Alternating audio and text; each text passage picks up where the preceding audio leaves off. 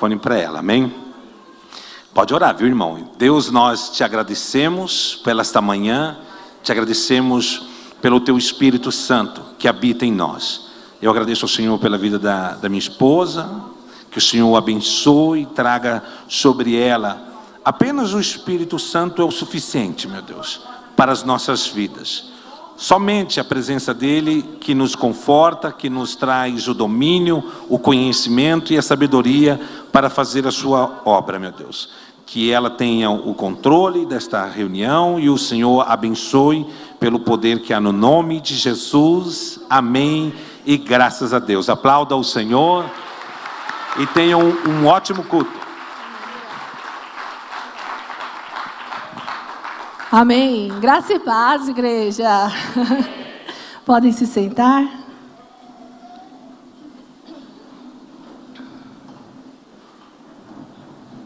Toda vez que eu subo aqui eu falo e vou falar de novo. É uma grande responsabilidade. Eu já tremo ao natural. Quando eu subo aqui, piora. Mas é para a honra e glória do Senhor. Amém? Vamos abrir nossas Bíblias em Jó 34, 21. Jó 34, 21.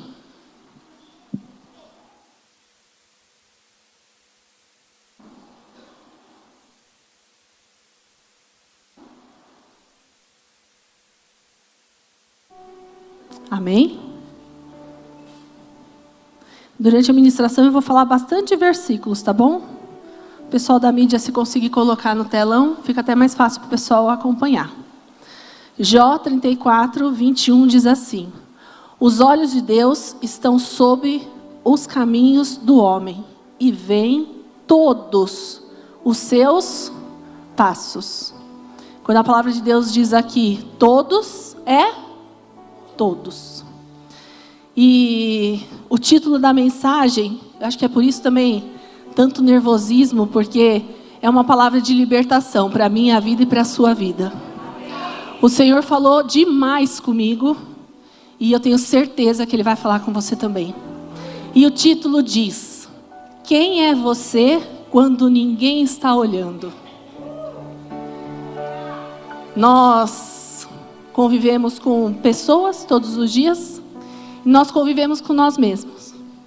E a gente vê o quanto as pessoas são diferentes quando estão ao redor de outros e quando estão sozinhas. O sozinho é você. Você sabe o que você faz quando você está sozinho, quando ninguém está olhando. E a gente se engana quando a gente acha que ninguém está olhando. A palavra do Senhor diz em Jó 34, 21, que nós acabamos de ler: os olhos de Deus estão sobre os caminhos do homem e veem todos os seus passos. Então você nunca está sozinho. Você nunca faz nada que o Senhor não esteja vendo. E porque quantas vezes nós agimos por trás de pessoas achando que estamos fazendo escondido. Amém? Tem uma frase, eu adoro frases, tá? Meu marido fala que eu gosto de frase pronta. Gosto mesmo, eu gosto de frase de impacto. E tem uma frase de um pensador inglês, Thomas Paine, deve ser assim que se fala, que diz assim: reputação é o que os homens pensam de nós. Caráter é o que Deus sabe de nós. Então você pode ter uma boa reputação ao redor, as pessoas que te cercam, as pessoas que te conhecem. A sua reputação pode ser ótima. Mas e o seu caráter perante Deus? Como tem sido o seu caráter? Só Deus conhece. Amém? Apesar da responsabilidade de sermos modelos e referências para os nossos filhos, para o nosso patrão, para os nossos liderados, a preocupação não deve ser preservar o bom testemunho apenas quando somos vistos. É possível ter desvio de conduta fora da vigilância das pessoas, mas viver de forma teatral diante de observadores. Então é possível nós termos uma conduta quando estamos longe das pessoas, e podemos viver de uma forma teatral. Tem pessoas que são ótimos atores e atrizes. Vivem algo só ali, fazendo papel, literalmente. Amém?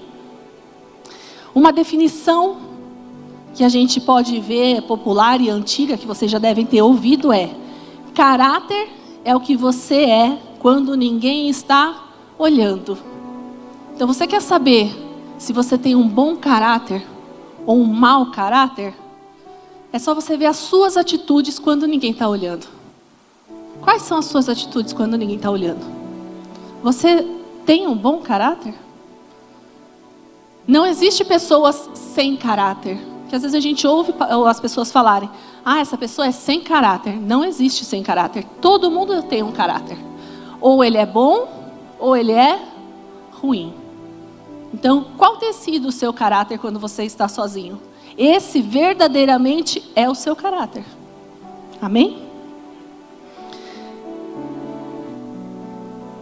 Comportamentos diferentes quando há ou não plateia revela a necessidade de se trabalhar verdadeiramente o nosso caráter. Então, se nós temos comportamentos na frente das pessoas de uma forma e por trás de outra, nós precisamos de tratamento.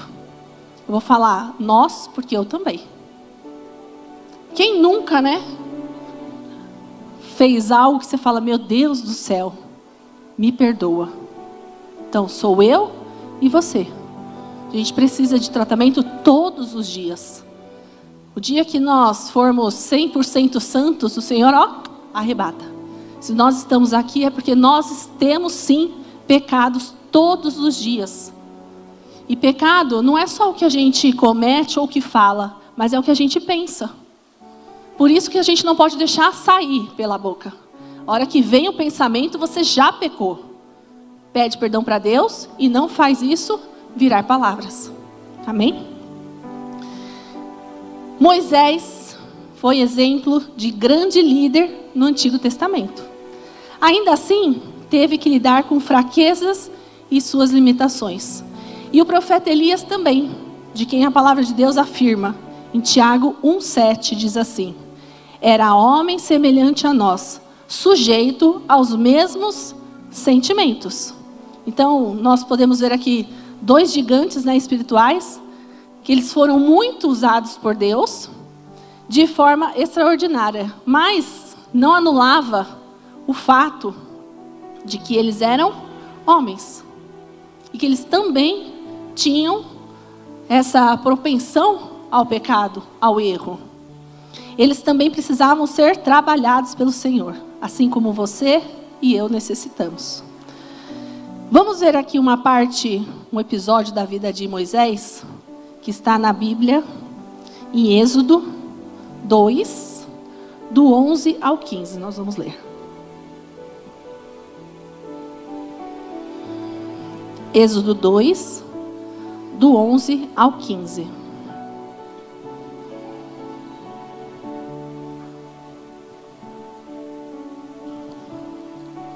Amém?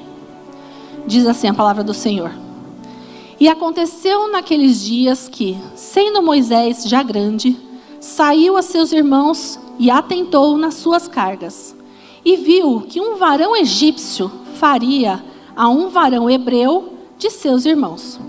E olhou de uma e outra banda, ou seja, para um lado e para o outro, e vendo que ninguém ali havia, feriu o egípcio e escondeu-o na areia. E tornou a sair no dia seguinte. E eis que 2 varões hebreus contendiam, e disse ao injusto: por que feres o teu próximo? O qual disse: quem te tem posto a ti por maioral e juiz sobre nós? Pensas matar-me como matastes o egípcio? Então temeu Moisés e disse: certamente esse negócio foi descoberto. Ouvindo, pois, Faraó esse caso, procurou matar a Moisés. Mas Moisés fugiu diante da face de Faraó. e habitou na terra de Midian e assentou-se junto a um poço. Quando fala aqui, em outras versões, fala aqui, olhou de um lado para o outro e vendo que não havia ninguém ali, matou o egípcio. A frase, olhou de um lado para o outro e vendo que não havia ninguém, matou o egípcio. Por qual motivo Moisés olhou para os lados? Para ver se ninguém estava olhando. E você acha que se Moisés tivesse alguma testemunha ali do lado, ele teria matado? Não. Naquele momento, ter ou não um público determinou o comportamento de Moisés. E muitas vezes agimos de forma semelhante. Porém, se você não faria algo na frente dos outros, também não deveria fazer quando se encontra sozinho. Se aquilo que você assiste quando está sozinho, isso é muito sério. Hoje a gente tem o celular na palma da mão. Carrega o celular para todo quanto é canto. E a gente sabe o quanto nós somos bombardeados com notícias terríveis e com vídeos escandalosos. Então, se aquilo que você assiste quando está sozinho, não teria coragem de assistir com alguém do lado, então é óbvio que você não deveria estar assistindo isso a sós. Quantas vezes nós ouvimos ou nós já fizemos aquela situação assim, ai, ninguém está vendo, vai. Quando eu era adolescente, a gente ia muito para parque de diversão. Quem aqui conheceu o Play Center? Denuncia a idade, né? Play Center. Quem nunca foi na fila do Play Center e furou fila? Que atire a primeira pedra. Aquela situação, o monitor está vendo, vai. Está errado. Eu trabalho num colégio, e eu sempre dou exemplo lá do colégio, porque, enfim, é a minha convivência, é o meu dia a dia. A gente fala daquilo que a gente vive, né? Os nossos exemplos são daquilo que a gente vive. Eu tenho exemplos e vocês têm exemplos também do dia a dia de vocês. Mas eu sou responsável toda pela parte financeira, pela parte de gestão de pessoas. E aí, uma vez, uma mãe foi lá, ela quis negociar a questão de mensalidade. Ela tinha 2 filhos. E nós negociamos. E ela queria o período da manhã. E o período da manhã, as salas são maiores, são mais cheias. E eu tinha poucas vagas de manhã. E eu falei para ela assim, olha, mãe, eu até consigo chegar em tal valor para você, mas tem que ser no período da tarde. Ai, Sheila, eu queria tanto de manhã, não pode ser de manhã? Eu falei, não, de manhã eu não consigo, porque a concorrência é bem maior. Então, à tarde, eu consigo chegar nesse preço para a senhora. Ah, não, tá bom, pode ser à tarde. Ok. Dia de ir lá preencher o contrato, foi até a secretaria, me chamaram, aí eu fui lá, oi, tudo bem? Ah, eu vim preencher o contrato, ótimo. Aí chamei a pessoa que trabalha comigo na secretaria, eu falei, eu fiz assim para ela, nós negociamos, assim.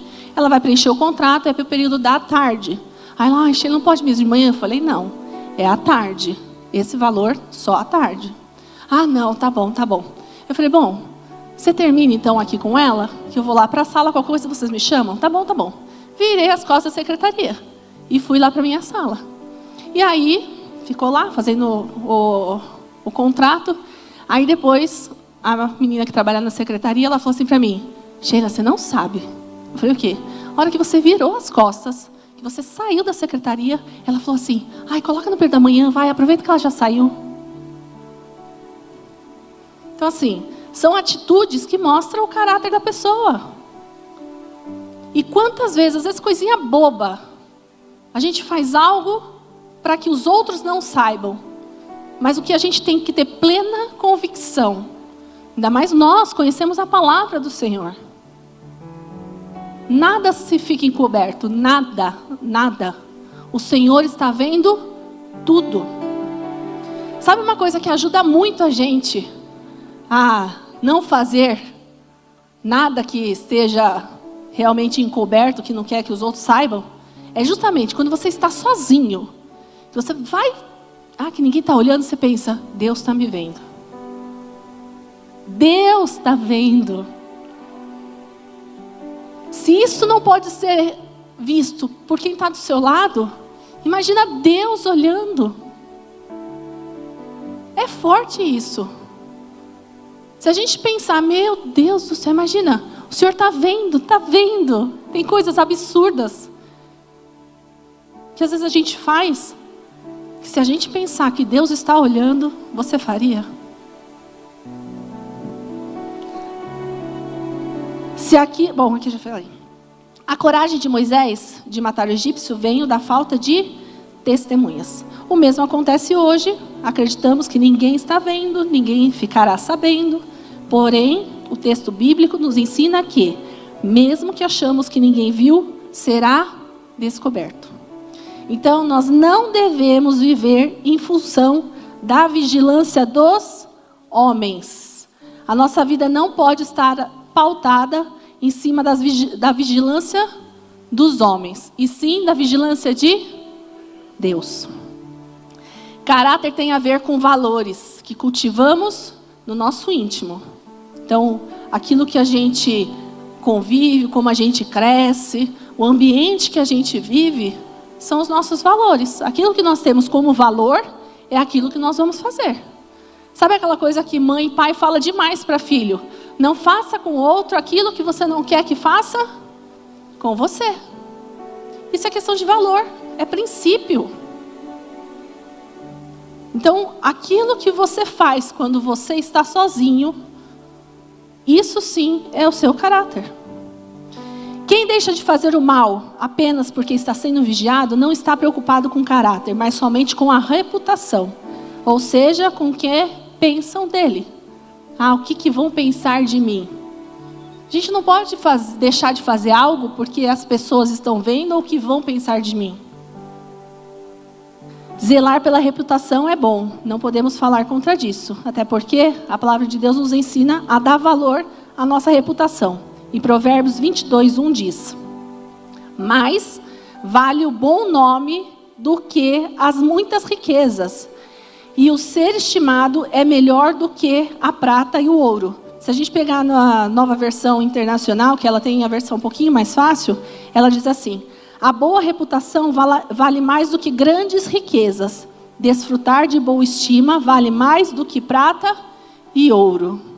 Então a nossa reputação vale sim muito, muito mais do que grandes riquezas. Antigamente a gente ouvia muitas pessoas falarem, fazerem negócios até sem papel, porque valia a palavra. Os mais antigos falavam, foi feito no fio do bigode, né? Então, a reputação é algo importantíssimo. Você precisa ter uma boa reputação. Mas isso tem que andar junto com o seu bom caráter. Não adianta só na frente dos outros. Amém? Um bom nome, uma boa reputação, é um dos maiores tesouros que podemos cultivar. No entanto, deve ser extensão do caráter. E não uma forma de enganar aos que não conseguem ver nosso íntimo. Jesus confrontou os fariseus várias vezes. Por causa disso, ele nos ensinou que uma boa reputação sem caráter não passa de hipocrisia. Isso está em Mateus 6:1, que diz: tenham cuidado de não praticar suas obras de justiça diante dos outros para serem vistos por eles. Se fizerem isso, vocês não terão nenhuma recompensa do Pai Celestial. Ou seja, é aqui na terra, ok, você está sendo bonzinho para os outros. Mas e aí, no dia do juízo? A gente nunca sabe o dia que o Senhor vai puxar a nossa fichinha, né? E aí, a hora que o Senhor puxar a nossa fichinha, o que nós vamos apresentar para Deus? E a gente, principalmente quem tem filhos, a gente precisa ter muito cuidado com o nosso caráter dentro de casa. Que às vezes dentro da igreja é uma coisa, com os amigos é uma coisa, e os filhos te conhecem. Os filhos sabem exatamente quem você é. As suas atitudes. Claro que nem tudo também, porque às vezes comete coisa que quando está sozinho, nem para o filho ficar sabendo, né? E os filhos que vê os pais com caráter deturpado, ele vai crescer achando que isso é normal. Ah, meu pai faz, minha mãe fazia. Quando as crianças são pequenas, elas têm muitos pais como referência. Lá na escola a gente fala, né? A gente brinca. As crianças não têm problema algum. A questão são os pais. Quando chama os pais para conversar, você fala, meu Deus. A gente entende por que a criança é assim. Os pais às vezes é igual ou até pior. Sabe aquela história de faz o que eu mando e não faz o que eu faço? A gente vê muito disso. Obviamente, Jesus não fala contra o ser visto pelos homens, uma vez que no mesmo sermão do monte, ele já havia dito que nossas boas obras, quando vistas pelos homens, podem levar outros a glorificar a Deus. Então, o bom testemunho na frente das pessoas é maravilhoso, porque isso faz com que as pessoas também venham até Deus. Então, quando você começa a frequentar uma igreja, quando você se converte e começa a mudar as suas atitudes para aqueles que estão olhando, o que acontece? Traz essas pessoas também para o Senhor. Quem aqui já ouviu? Nossa, se ele mudou, eu também posso mudar. Aonde é? A gente ouve muita pessoa falar isso, muitas pessoas falarem isso. Aonde é que você está indo? Que mudança? Quero conhecer esse lugar. Então, o testemunho, né? A sua reputação faz com que também você traga outras pessoas para Deus.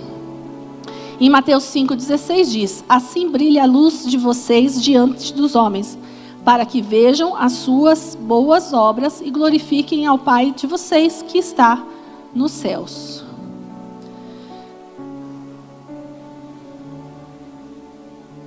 E Jesus aqui, ele confronta os fariseus pelo fato de que eles só faziam o bem porque queriam ser vistos pelos homens.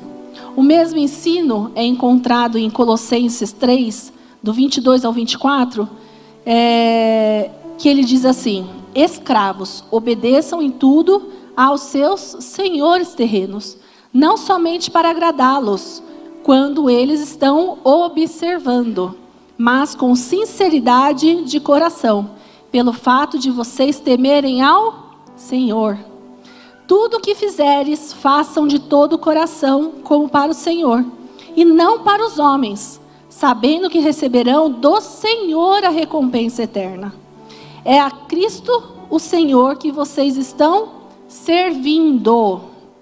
Quando ele fala aqui, não somente para agradá-los, quando eles estão observando, indica que a produtividade do cristão não deveria melhorar só quando conta com uma plateia.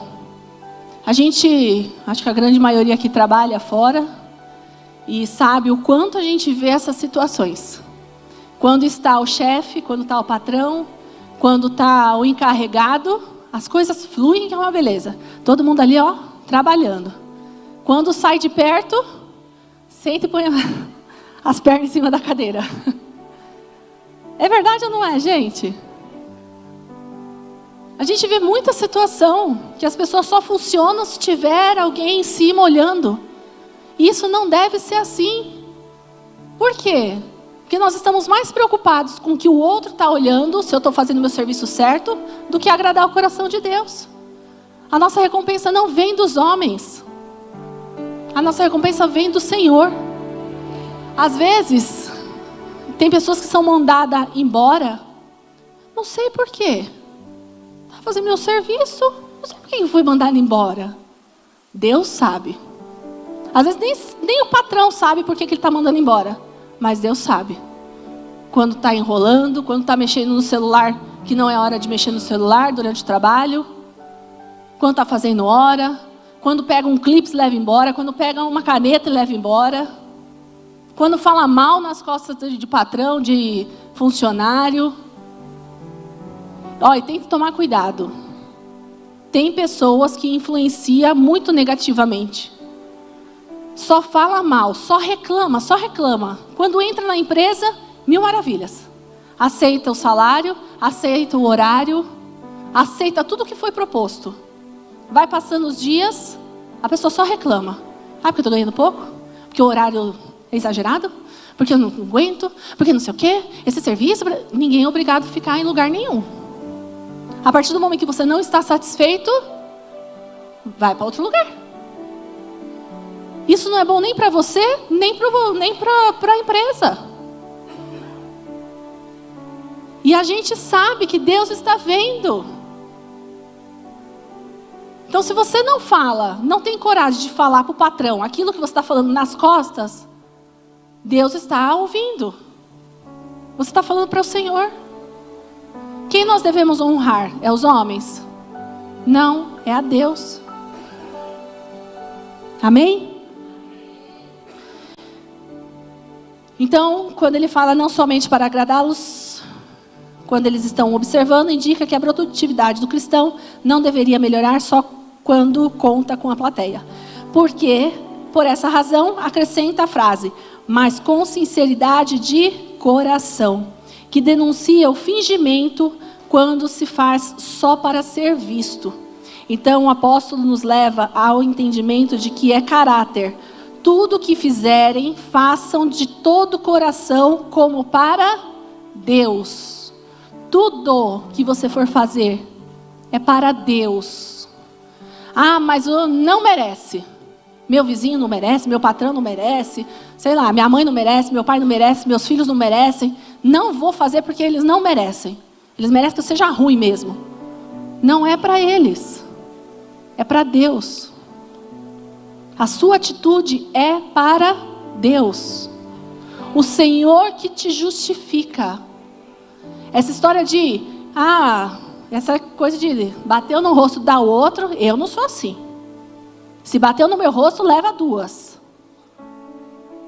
Me tratou dessa forma, vou tratar também. Você não tem que estar baseado no que os outros fazem. Você tem que ter o teu caráter transformado pelo Senhor. Amém? É o Senhor que te justifica. Não posso evitar o mal e dedicar-me a fazer o bem só quando estou sendo visto pelos homens. Mas mesmo que ninguém esteja me olhando, Deus vê. E é Ele que devo me empenhar de honrar e agradar. Com isso em mente, entendemos o exemplo bíblico de integridade de José, que está em Gênesis. Eu gostaria que vocês abrissem. Em Gênesis 39, do 7 ao 12.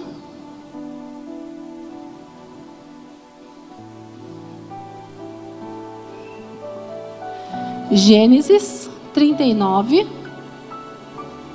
do 7 ao 12.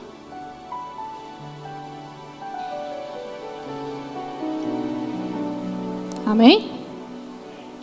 Diz assim: e aconteceu depois dessas coisas que a mulher de seu senhor pôs os olhos em José e disse: deita-te comigo. Porém ele recusou e disse à mulher do seu senhor: eis que meu senhor não sabe do que há em casa comigo, e entregou em minha mão tudo o que tem. Ninguém há maior do que eu nessa casa, e nem nenhuma coisa me vedou, senão a ti, porquanto tu és sua mulher. Como, pois, faria eu esse tamanho mal e pecaria contra Deus? Aqui ele não fala que ia pecar contra Faraó. Desculpa, sobre Potifar. Pecaria contra Deus. Continuando, 10.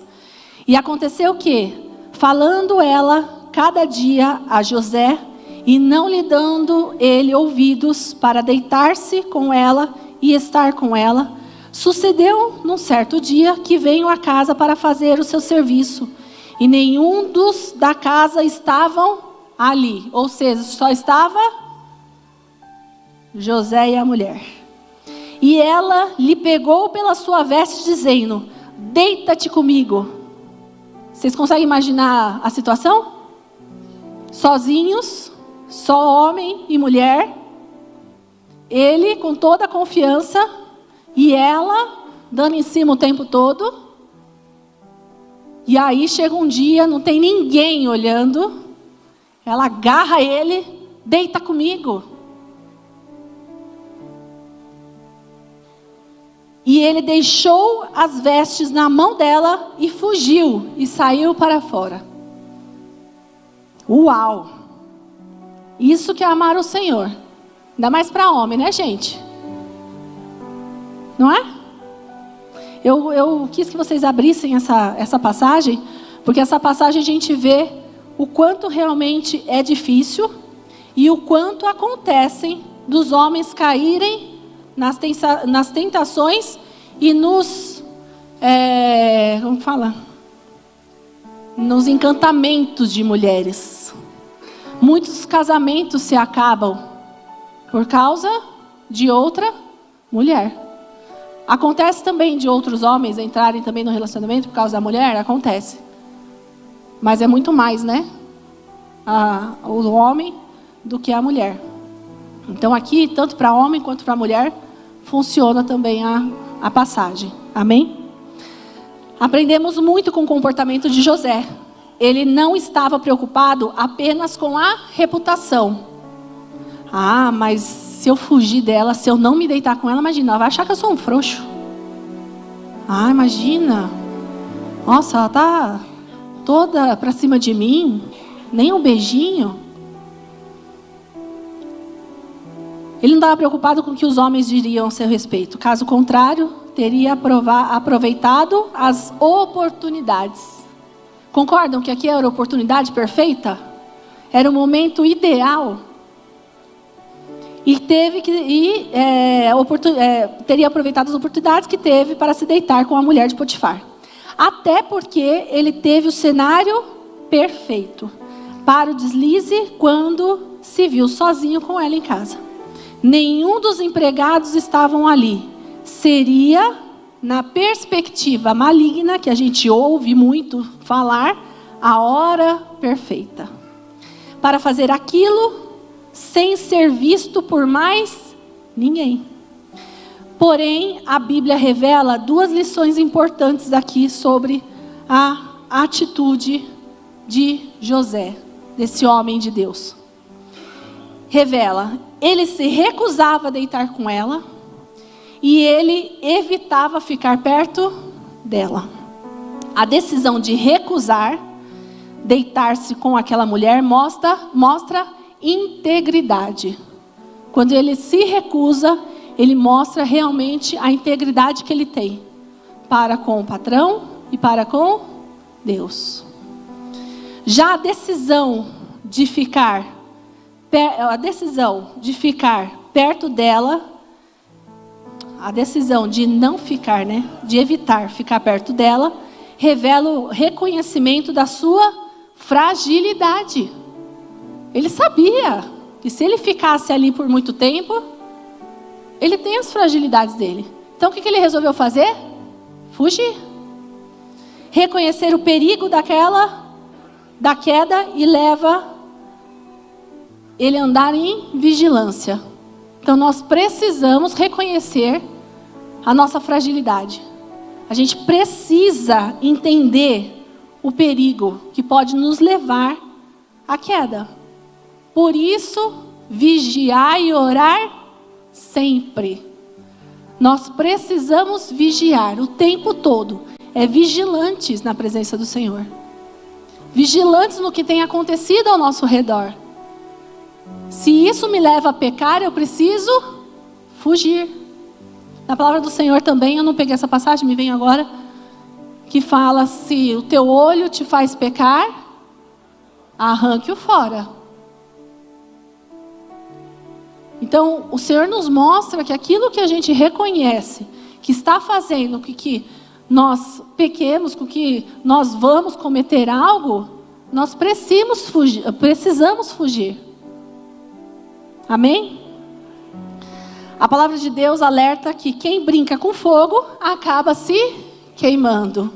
Tem gente que, porque acha que, não, eu estou em oração, eu estou com o Senhor, nada me abala, nada me pega. Posso ficar que eu vou resistir. Tem um monte de gente falando mal. Você está ali no meio, só ouvindo. Daqui a pouco você está falando mal também. Não, mas eu não falo, eu só ouço. Quem fala, só fala porque tem alguém ouvindo. Se não tiver ninguém para ouvir, a pessoa também não vai falar. Então olha a responsabilidade. A nossa responsabilidade não é só o falar mal, mas é dar ouvido para quem fala. Você está sendo conivente e você está fazendo a outra pessoa pecar. Amém? Em Provérbios 6, 27 e 28 diz assim: porque alguém coloca fogo no peito sem queimar a roupa? Pode alguém andar sob brasa sem queimar os pés? Não tem como. Se você está no meio do fogo, você vai se queimar. Se você não sair, você vai se queimar. Quando José fugiu da casa, mostra uma atitude prudente. Porém, a própria prudência revela que a tentação se fez presente. Se ele foge é porque ele estava tentado, porque ele poderia falar assim, não quer e acabou. Ele tem mais força do que ela. Mas ele fugiu, porque ele sabe que há fragilidade. E o que poderia fazer ele pecar. Eu não acho que José fugiu com medo de ser violentado pela mulher. Né, gente? Mas acredito que ele foge para evitar cair no laço do maligno, que se apresentou de forma bem atraente. O homem de Deus fugiu dele mesmo. A nossa luta não é contra o outro, é contra nós. O que é que me faz pecar? Sou eu, não é o outro. Muitas pessoas pecam e depois falam, porque o outro fez isso. Porque olha, a pessoa insistiu demais. Porque o outro não me dava atenção. Porque o outro começou a me xingar primeiro. Quando a gente evita as tentações e pecar, nós estamos fugindo de nós mesmos. Nós precisamos ter autorresponsabilidade. Ninguém faz o que não quer fazer. Ninguém. Nós temos que ser responsáveis pelas nossas atitudes. Aquilo que acontece com você é culpado, mas ninguém. Amém? José queria agradar a Deus. Ele não falou apenas sobre pecar contra seu senhor terreno, mas contra o Senhor. Como poderia eu então cometer algo tão perverso e pecar contra Deus? No versículo 9, né, que eu li com vocês. Aqui temos um dos pontos altos da lição que José ensina. Não importa se há ou não testemunhas humanas, os olhos de Deus estão sobre nós. Então, aqui é bem o título, né? Que é o que você é quando ninguém está olhando. Cadê minha primeira folha aqui? Quem é você quando ninguém está olhando? Josué aqui, ele foi realmente, independente de quem estava olhando, ele teve o caráter dele. Amém? Nós precisamos crer que Deus é o que vê tudo. O Deus que tudo vê. Em Gênesis 16, 13, tem uma passagem que deixa claro que Deus é chamado na Bíblia pelo nome de El Roi, que significa o Deus que tudo vê. Esse é o entendimento que devemos absorver profundamente. Eu quero que vocês saiam daqui hoje com isso na cabeça. É isso que tem que ficar na mente de vocês. O Senhor vê tudo. É Deus que está vendo. É para o Senhor que eu estou fazendo. Amém? Quando Adão e Eva pecaram, eles acreditaram que poderiam esconder-se. Esqueceram do Senhor que tudo vê. Quando Moisés olhou de um lado para o outro, encorajou-se matar o egípcio, porque não havia testemunhas, esqueceu do Deus que tudo vê. Quando Davi mandou trazer Betseba para o palácio, esqueceu-se que mesmo que Urias, o marido dela, não descobrisse a verdadeira paternidade da criança gerada em uma relação adúltera, há um Deus que tudo vê. O conceito de um Deus que tudo vê não se limita a um Deus que consegue se manter bem informado. Deus não está vendo tudo só para estar informadinho. Ah, eu sei tudo o que acontece na vida dele. Sabe aquelas pessoas que ficam na janelinha? Assim, ó. Tem umas vizinhas que sabem de tudo que acontece no bairro, né? Sabe tudo. Tem uma moça lá no colégio que eu falo para ela: meu Deus do céu, como você sabe disso? Sabe a vida de todos os pais, o que faz, o que deixa de fazer, se tem primo, se tem irmão, se tem isso, se tem aquilo, se a avó está doente, não está doente. Ela sabe tudo. Aí chego para ela e falo: me fala, tal pessoa, e aí? Ah, não, essa pessoa assim, assim. Ah, então, são separados ou não são separados? Posso ligar para o pai, posso ligar para a mãe. Ela sabe tudo. São separados, tem bom relacionamento. Não, ó, não liga para o pai desse, porque a mãe é separada, não tem guarda, tem guarda. Gente, é uma coisa. E tem gente na vizinhança que é a mesma coisa, né? Sabe tudo. Tudo que você quer saber, a pessoa tem informação. É um jornalzinho. Então Deus não quer saber da sua vida só para se manter informado e saber exatamente o que está acontecendo com você. Eu até me perdi.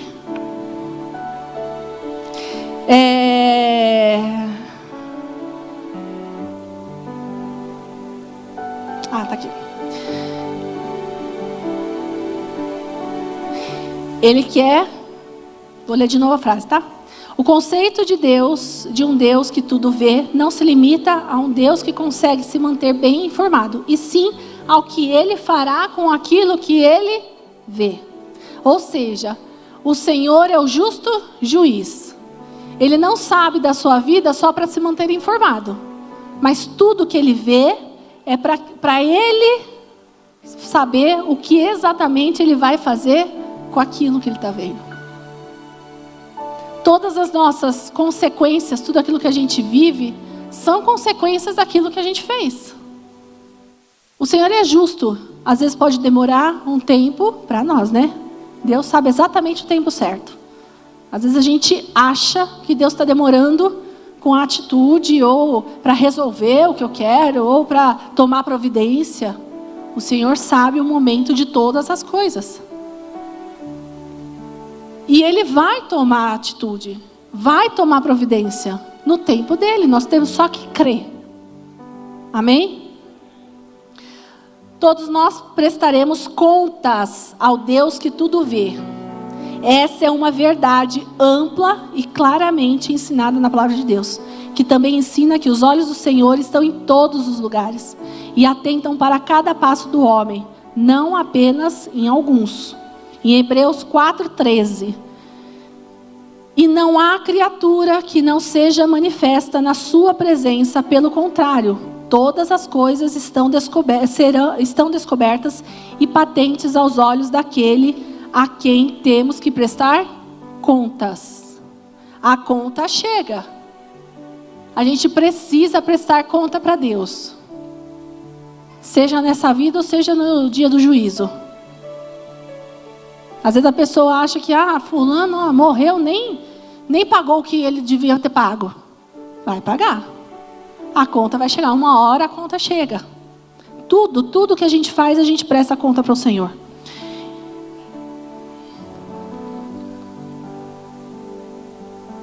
Em Hebreus 5:21 diz: porque os caminhos do homem estão perante os olhos do Senhor, e Ele considera todas as suas veredas.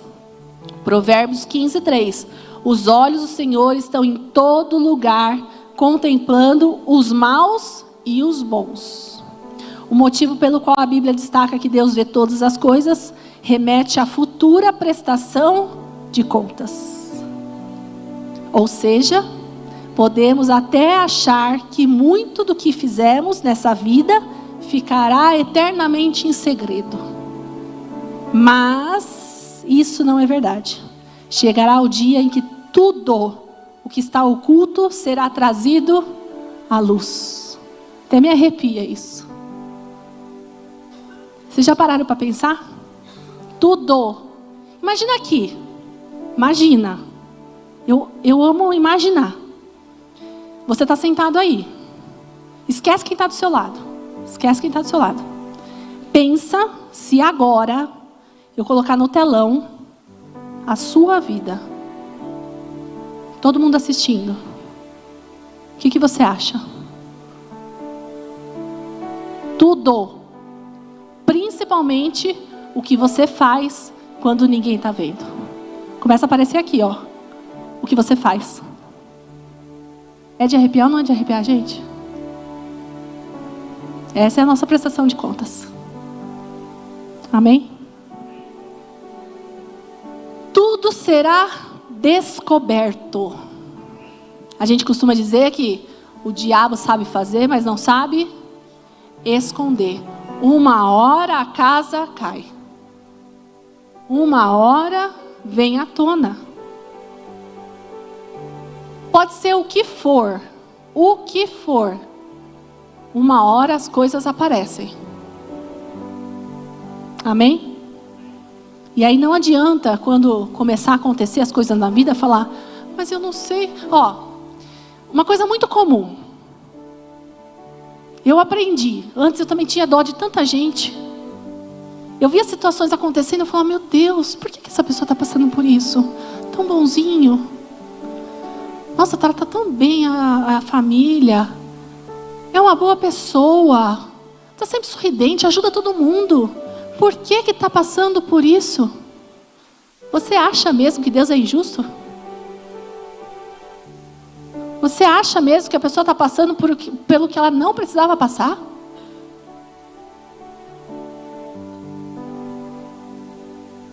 Nada do que fazemos escondido permanecerá escondido. Um dia ele será revelado. Mateus 10, 2 diz assim: portanto, não os temais, pois nada há encoberto que não venha a ser revelado, nem oculto que não venha a ser conhecido. Muita gente varre a sujeira para baixo do tapete, achando que aquilo vai ficar sempre lá. Quem aqui, mulherada? Quem aqui ficou sabendo que vai chegar gente de última hora em casa e sai correndo, socando tudo dentro do guarda-roupa, que se abrir cai tudo? Dá uma varrida por cima, arruma tudo, porque a pessoa vai chegar. Preciso deixar tudo limpo. É verdade ou não é? A minha preocupação, às vezes eu falo pro Rosélio, porque eu tenho 2 gatas, gente. 2 gatas. E eu moro num apartamento. Então imagina, minha casa é cheia de pelo. Quem chega de preto lá, sai branco. De pelo. Então a minha preocupação quando vai alguém em casa, minha casa tem que estar sem pelo. Coisa chata a pessoa, né? Senta e sai cheio de pelo. Aí às vezes meu marido fala assim para minha mãe: ô sogra, vamos lá tomar um café. Eu falo para ele: a casa tá limpa? Você tirou todos os pelos? Aí ele fala: para, Sheila. Não, gente, eu tenho essa preocupação. Mulher tem essa preocupação, não tem? Não tem? Tem que estar muito certinho. Mas não tem jeito. Tem hora que a minha mãe aparece do nada e ela sai cheia de pelo. Aí eu falo: calma, deixa eu tirar o pelo do sofá. Não senta. Né? Então não tem jeito. As coisas a gente faz, a gente tenta. Mas tem uma hora que não dá para esconder. Amém? Muitos não entendem a longanimidade divina. E interpretam como impunidade. Ou seja, tem pessoas que vê alguém fazendo coisas erradas, tomando algumas atitudes, que falam: não é justo. Ah, Deus está demorando muito para agir. É aqui. Muitos não entendem a longanimidade divina. Deus é longâmino. E interpretam como impunidade. Deus disse que antes de trazer o juízo, antes dele ir lá e bater o martelo, dá tempo para haver o arrependimento.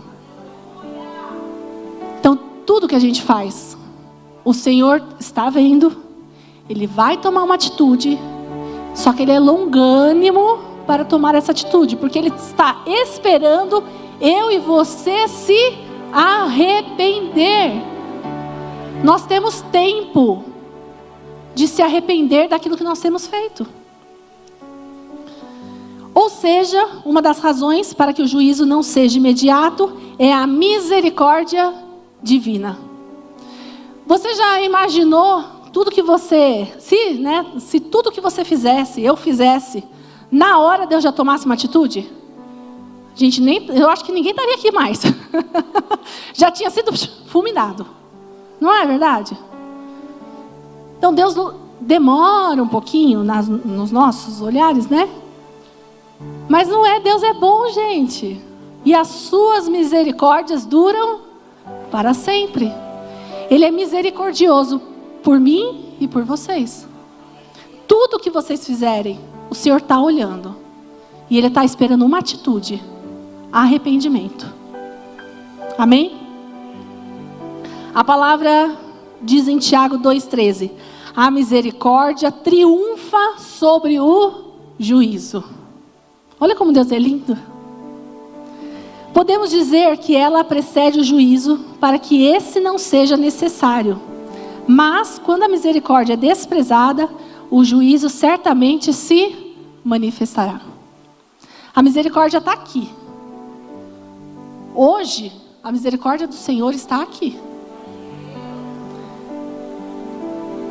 Cada um tem seu livre-arbítrio. Você pode querer ou não a misericórdia do Senhor. Vai depender de você. É você. Não é o outro que está do lado. Nossa, tinha gente que tinha que estar aqui nessa manhã ouvindo essa palavra. Não, é você. Se tiver alguém que você acha que tem que ouvir, manda depois o link para a pessoa. Ela também vai ouvir. Mas hoje você está aqui. Você precisa. Amém? Romanos 2,16 diz: no dia em que Deus, por meio de Cristo Jesus, julgar os segredos dos homens, de conformidade com o meu evangelho. Sim, isso mesmo que o apóstolo Paulo está afirmando. Os segredos dos homens serão julgados. Isso implica que eles sejam primeiro revelados, antes de receberem a manifestação do juízo.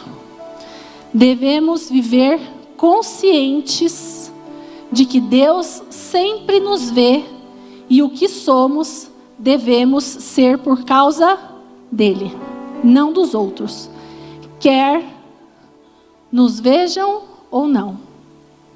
Primeiramente por amor, mas também por profundo temor e senso de responsabilidade. Então é por amor a Deus? É. Mas é por grande temor a Deus. Será que se o Senhor voltasse hoje, te levasse hoje, qual seria o seu julgamento? Você já buscou a misericórdia de Deus? Você já se arrependeu de tudo que você tem feito? Sabe que quando eu era de um outro ministério, teve um evento que nós fizemos e chegou um ônibus da outra igreja, trouxe o pessoal. E aí todo mundo desceu e o motorista ficou no ônibus. E uma das pessoas da igreja foi lá falar para ele se ele não queria entrar também para participar. Ele não era da igreja. Não quero. A pessoa começou a falar de Jesus para ele, perguntou se ele queria aceitar Jesus. Ele falou, não, eu estou com a vida muito errada ainda, eu preciso me consertar, deixa para outro dia. Aí a pessoa falou para ele, pode ser hoje, vem do jeito que você está, né? O Senhor vai fazer a mudança, não espere estar pronto.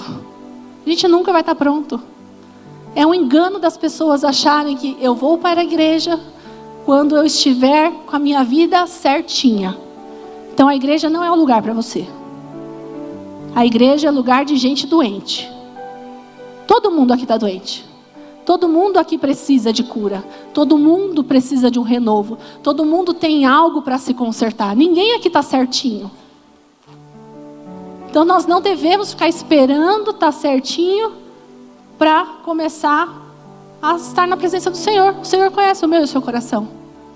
O O Senhor vai ver a tua vontade de mudança. Não como você está. Não interessa para Deus como você está. Como você entrou aqui nessa manhã.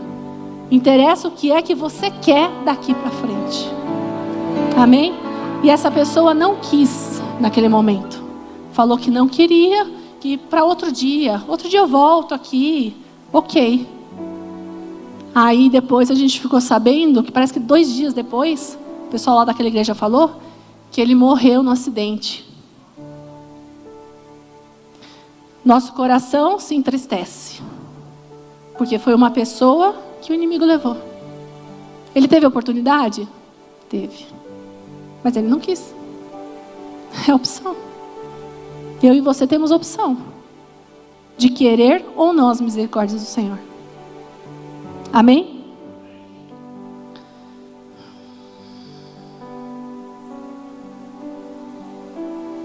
Eu gostaria que nesse momento vocês fechassem os olhos. Fechem os olhos. Esquece quem está do lado de vocês. Não se importem com o barulho. Não se importem com nada. Só fechem os olhos. Se vocês puderem abaixar um pouquinho aqui a luz, deixar um pouquinho mais aconchegante. Só prestem atenção e vão tentando imaginar o que eu vou falar. Imagine você sozinho em uma sala bem grande e cheia de arquivos com muitas gavetas. Cada gaveta contém muitas pastas que guardam fichas, narrando tudo o que você já viveu em cada área da sua vida até hoje. Nessa sala, só você tem a chave. Você nunca deixou ninguém mais entrar. Mesmo porque até suas atitudes mais secretas encontram-se gravadas nessas fichas. Você até gostaria de rasgar algumas fichas, na tentativa de esquecer e esconder algumas atitudes, pois sente vergonha de você mesmo. Mas neste momento, veja Jesus entrando e indo ao seu encontro. Ele olha bem nos seus olhos e em silêncio começa a abrir gaveta por gaveta e começa a ler as fichinhas da sua vida, de todas as suas atitudes. Você começa a ficar com vergonha do que Jesus está lendo, mesmo porque até o que você fez quando ninguém estava olhando, agora Jesus está lendo.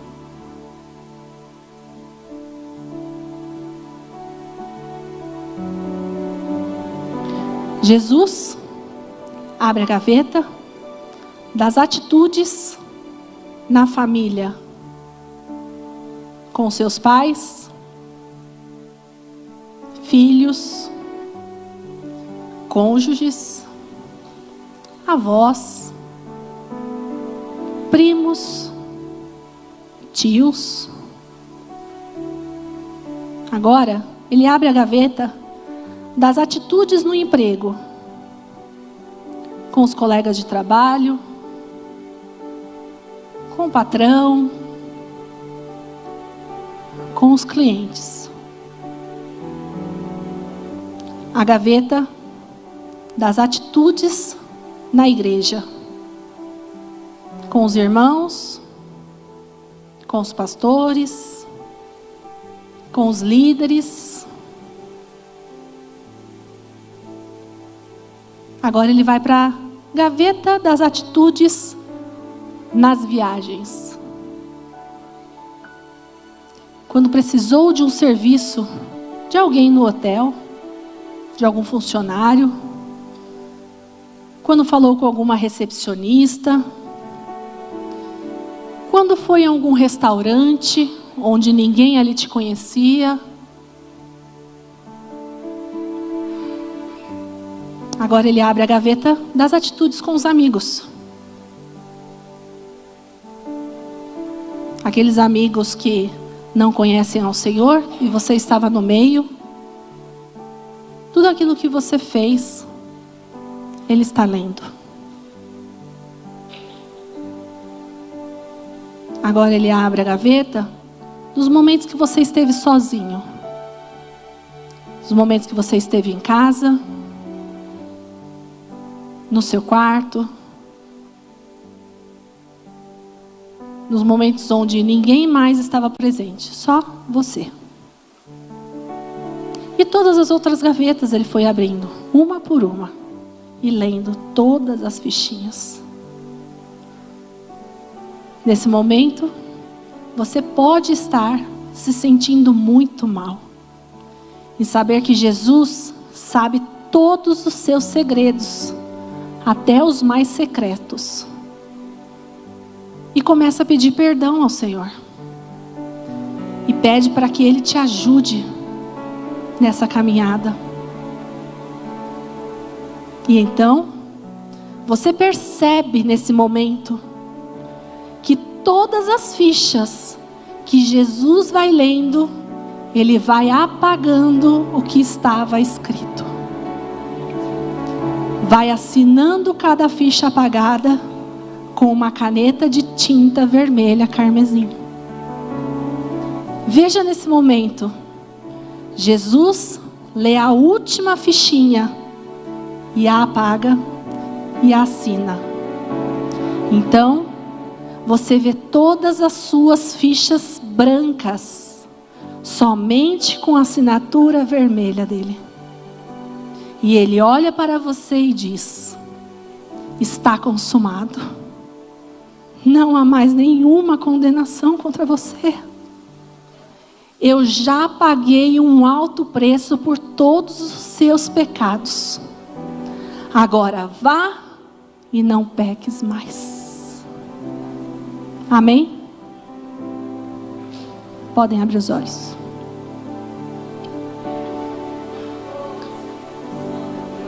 Um coração arrependido agrada o coração de Deus. E faz com que a sua misericórdia nos alcance. Portanto, eu não sei como você tem vivido os seus dias. Eu não sei como você tem vivido a sua vida até hoje.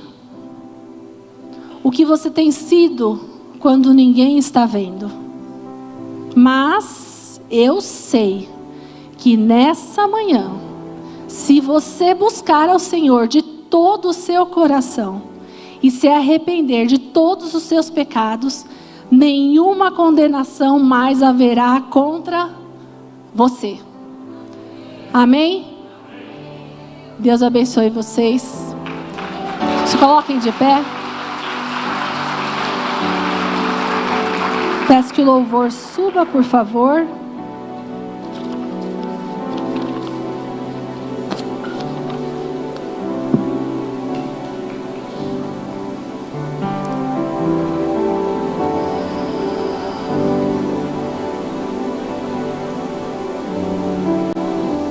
Vou pedir para o louvor tocar um louvor, sabe daqueles?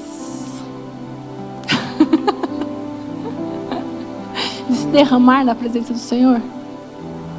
Vamos cantar? Vamos louvar ao Senhor? Feche seus olhos, é o momento de você adorar ao Senhor. Pense em tudo que eu falei. Se arrependam, busque a face do Senhor nessa manhã. Revelam que eu nada posso esconder, que não sou nada sem ti, ó fiel Senhor. Tudo sabes de mim, quando sondas meu coração, e tudo podes ver bem dentro de mim.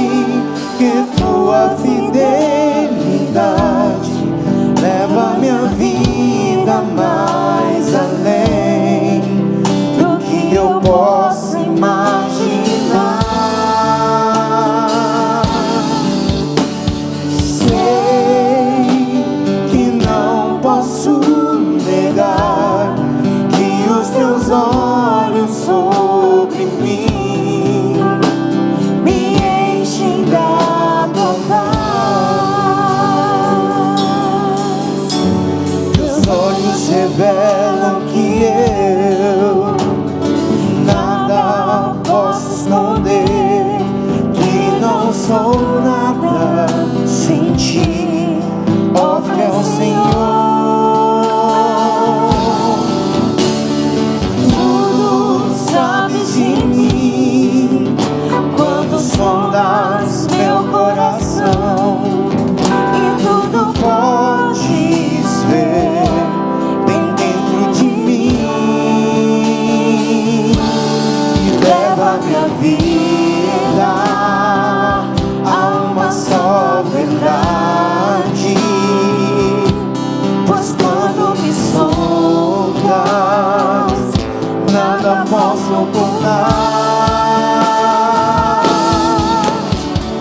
Sei que a tua fidelidade leva minha vida mais além do que eu posso imaginar.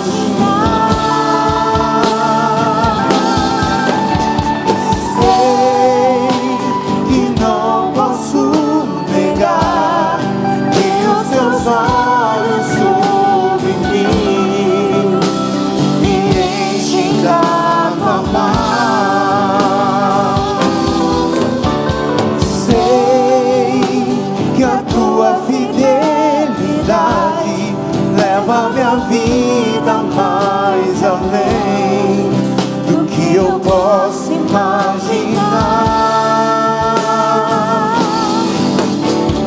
Sei que eu não posso negar que os teus olhos sobre mim me enchem da tua paz. Que os teus olhos sobre mim me enchem da tua paz. Que os teus olhos sobre mim